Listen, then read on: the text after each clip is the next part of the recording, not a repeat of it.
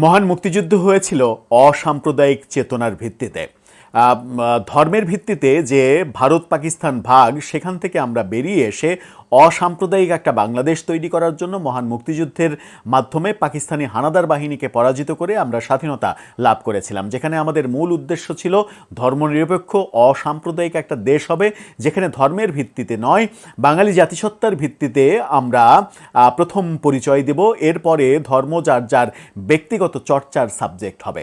কিন্তু আজকে ধর্ম নিয়ে যারা ব্যবসা করছে তারা ধর্মটাকে এমনভাবে ব্যবহার করতে চাইছে তার স্বার্থে ধর্ম নিয়ে যা খুশি তাই করা যায়, এবং নিজের কোনো অপকর্ম যদি সমালোচিত হয় তাহলে সেই সমালোচিত কর্মকাণ্ডকে নবীর সুন্নত বলতেও এরা এতটুকু পিছপা হয় না। এরকম দৃশ্যও আমরা দেখেছি। মহান স্বাধীনতা দিবসের 55 বছরের যে মানে সময় অতিক্রান্ত হওয়ার ব্যাপার, সেই মহান স্বাধীনতা দিবসের প্রাক্কালে এসে একজন এমপি, বাংলাদেশের একজন এমপি এরকম ঘোষণা দেন যে স্বাধীনতা দিবসের অনুষ্ঠানে গীতা পাঠ করা যাবে না। তার মানে স্বাধীনতা দিবস এটা শুধুমাত্র মুসলমানদের দিবস, এটা হিন্দুদের দিবস না, এটা বৌদ্ধদের দিবস না, এটা খ্রিস্টানদের দিবস না। শিখ, জৈন, পাহাড়ি, চাকমা, আদিবাসী যত ধরনের ধর্মের অনুসারী মানুষ রয়েছে, যার যার ধর্মের ব্যাপারে আমরা যদি শ্রদ্ধাশীল না হই, তারা যদি আমাদের মতো সমান অধিকার ভোগ না করে, তাহলে কিসের ভিত্তিতে আমি মুক্তিযুদ্ধ করেছিলাম সেই প্রশ্নটা আসে। সেরকমই একটা ঘটনা ঘটেছে মহান স্বাধীনতা দিবসে, এবং সেই ঘটনাটা চাঞ্চল্যের সৃষ্টি করেছে। যখন বিএনপি রাষ্ট্র ক্ষমতায়, তখন জামাতের একজন এমপি এরকম একটা ঘোষণা দিয়েছে স্বাধীনতা দিবসের অনুষ্ঠানে গীতা পাঠ করা যাবে না।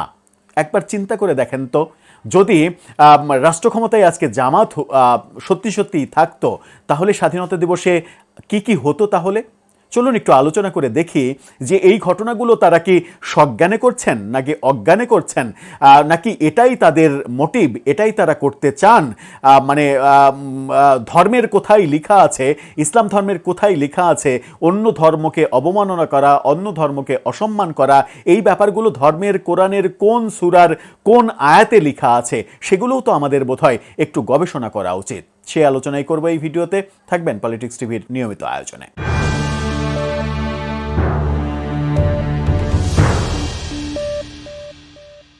দর্শক, মহান স্বাধীনতা দিবসের প্রাক্কালে যে ব্যাপার নিয়ে ইন্ট্রোতে বললাম, সেই আলোচনায় যাওয়ার আগে আপনাদেরকে ছোট্ট করে জানিয়ে রাখি, একটি নতুন প্ল্যাটফর্ম ফুড ফর অল, সবার জন্য খাদ্য। সেই সবার জন্য মানে হচ্ছে অসহায় মানুষ যারা খাদ্য পায় না, যাদের খাদ্যের অভাব রয়েছে, তাদের একবেলা অন্তত দুমুঠো ভাত তুলে দেয়া, রান্না করা খাবার তাদের মাঝে বিলিয়ে দেয়া, এরকম একটা ইনিশিয়েটিভ তৈরি হয়েছে ফুড ফর অল এই চ্যানেলের মাধ্যমে। আজকে থেকেই সেই চ্যানেলের যাত্রা শুরু হয়েছে। এটা আমাদেরই আরেকটি উদ্যোগ, আপনারা তার সঙ্গে থাকবেন। সমাজে এটা অন্তত প্রতিষ্ঠিত হোক যে যাদের সামর্থ্য আছে তারা যেন অসহায় মানুষের পাশে একবেলার একটু খাবার নিয়ে পাশে দাঁড়াতে পারেন। ডিসক্রিপশন বক্সে লিঙ্ক দেওয়া থাকবে, সেখান থেকে আপনারা দেখে নিতে পারেন। চলে যাচ্ছি মূল আলোচনায়। যেটা বলছিলাম যে মহান স্বাধীনতা দিবসে এই ধরনের অধ্যত্বপূর্ণ মানে কথা কিভাবে বলেন, কিংবা মানে এটা কতটা নীতি নৈতিকতার মধ্যে পড়ে সেই প্রশ্নও আসে। চলুন একটু জেনে দেখি নিউজ 24 কি বলছে। সেখানে বলছে, স্বাধীনতা দিবসের অনুষ্ঠানে গীতা পাঠ করতে নিষেধ করলেন জামাতের এমপি। ঘটনাটা ঘটেছে রাজশাহীতে। রাজশাহী 1 আসনের এই ঘটনা। রাজশাহীর 1 আসনে গত নির্বাচনে জামাতের এমপি জিতেছেন, তিনি এই কাণ্ডটা করেছেন। মহান স্বাধীনতা ও জাতীয় দিবসের অনুষ্ঠানে গীতা পাঠ করতে নিষেধ করেছেন। নিষেধ করার অভিযোগ উঠেছে রাজশাহী 1 আসনের সংসদ সদস্য জামাত ইসলামের নায়েবে আমির অধ্যাপক মুজিবুর রহমানের বিরুদ্ধে। তাও আবার নায়েবে আমির, জামাতের বড় নেতা, বিশাল নেতা। তিনি গতকাল মোবাইলে রাজশাহীর তানোর উপজেলা নির্বাহী কর্মকর্তা নাইমা খানকে অনুষ্ঠানে গীতা পাঠ না করার নির্দেশনা দেন। বিষয়টি নিয়ে একটি ভিডিও সামাজিক যোগাযোগ মাধ্যমে ছড়িয়ে পড়ে।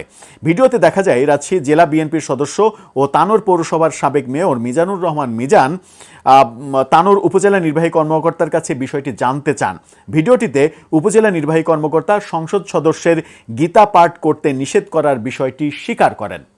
অর্থাৎ ইউনো স্বীকার করেন যে এমপি তাকে ফোন করে বলেছেন যে স্বাধীনতা দিবসের আয়োজনে যেন গীতা পাঠ করা না হয়।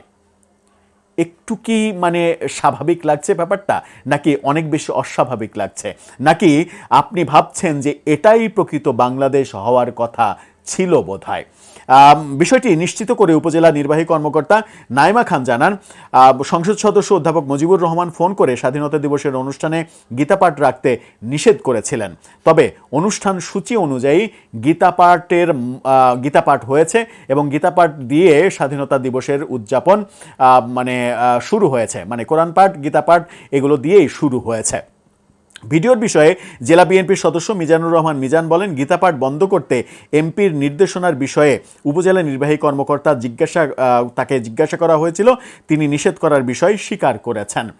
অর্থাৎ এখন আর অস্বীকার করার কোনো উপায় নেই। যদিও গণমাধ্যম ওই জামাতের এমপির বক্তব্য কি, এটার পিছনে বক্তব্য কি সেটা প্রকাশ করেনি। তার বক্তব্যটা থাকলে ব্যাপারটা, আলোচনাটা আরেকটু অথেন্টিক হতে পারতো, কারণ তারও তো কোনো যুক্তি থাকতে পারে।